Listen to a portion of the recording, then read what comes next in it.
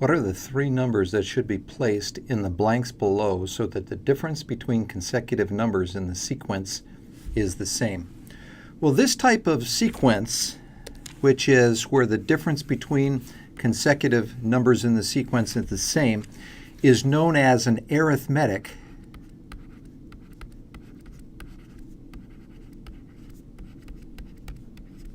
sequence.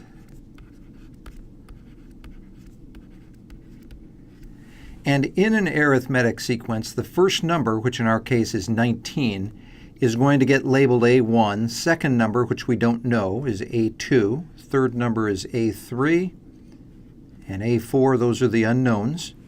And those are the three numbers that we want. But we do know that A5, the last one, is equal to 75.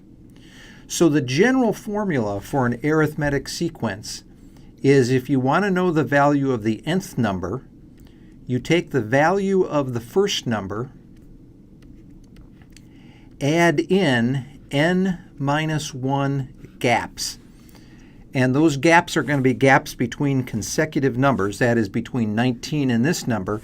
There is going to be some difference, plus d, that'll get you to this number. Once you have this number, then you'll add d to it to get this number, and then you'll add some common difference d to that, you'll get this number, and finally you'll add a common difference to that number and you'll get the 75.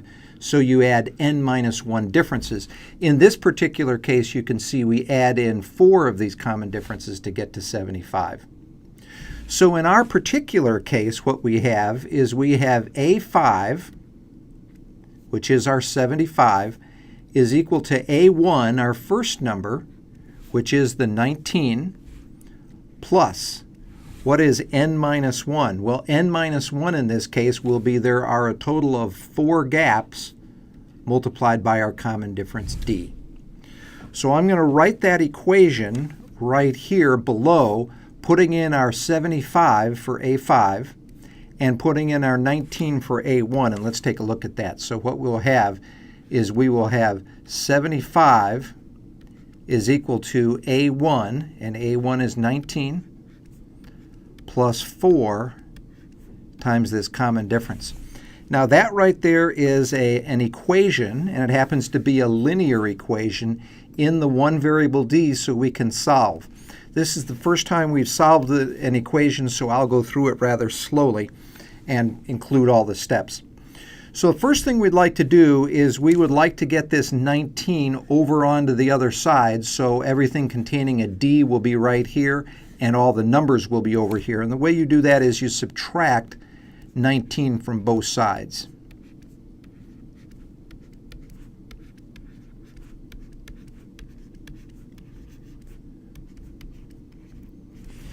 Now, in this particular case, when you take 75 minus 19, well, if this was 75 minus 20, you'd have 55. So since you're subtracting 19, you have 56. And over on this side, we have our 4d. And then we have 19 minus 19. Well, 19 minus 19 is 0. 4d plus 0 here on the right-hand side is the same as 4d. And the last thing we want to do to get our d isolated all by itself, you can either say dividing both sides of the equation by 4, or you can say multiplying both sides of the equation by 1/4. Let's go ahead and write that as multiplying both sides by 1/4.